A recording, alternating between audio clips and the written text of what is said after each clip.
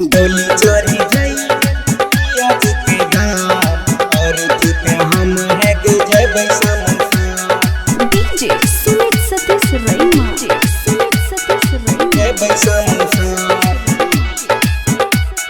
डोली चढ़ी जइबे तू पिया जी के गाम और थी पे हम है गे जय बैशमशान।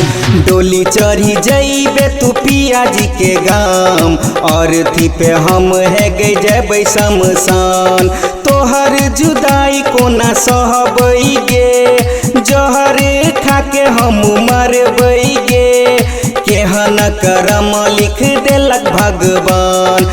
डोली चढ़ी जइबे तू पिया जी के गाम और थी पे हम है गे जय बैशमशान।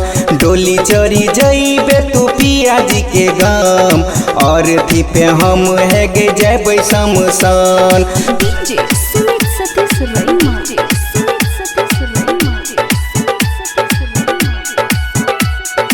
और तू पे हम है गे जय बैशमशान और तू पे हम है गे जय बैशमशान। दिलो जानो से ज्यादा तोरा हम गई चाहलियो छोड़ के हमारा जाई छे की गलती हम कलियो। दिलो जानो से ज्यादा तोरा हम गई चाहलियो छोड़ के हमारा जाई छे की गलती हम कलियो। तोरा बिना कोना जीबै गे जान दुनिया लागै छै हमर बिरान। याद आबौ तोरा हम सुबह शाम डर थी पे हम है गे जय बैशमशान। डोली चढ़ी जइबे तू पिया जी के गाम और थी पे हम है गे जय बैशमशान।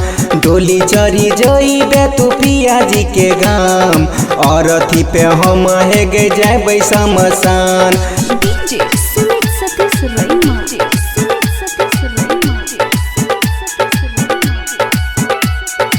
और थी पे हम है गे जय बैशमशान और थी पे हम है गे जय बैशमशान। दूसरे नाम के सिनुरा मंगिया में जे सजइबे जीते जी गई हमरा तू नहीं भूला पैबे।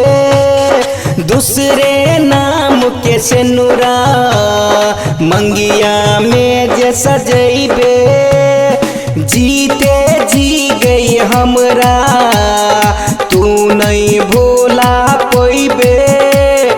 किया भेले रंजित भास्कर के जान यस यस मिथिला के लगेले परान। अगले जन्म में मिलबोगे जान और थी पे हम गई जयबो शमशान। डोली चढ़ी जइबे तू पिया जी के गाम और थी पे हम है गे जय बैशमशान। डोली चढ़ी जइबे तू पिया जी के गाम और थी पे हम है गे जय बैशमशान। तोहर जुदाई कोना सहबई गे जहर खा के हम मरबई गे केहन करम लिख देलक भगवान। डोली चढ़ी जइबे तू पिया जी के गाम और थी पे हम है गे जय बैशमशान। डोली चढ़ी जइबे तू पिया जी के गाम और थी पे हम है गे जय बैशमशान।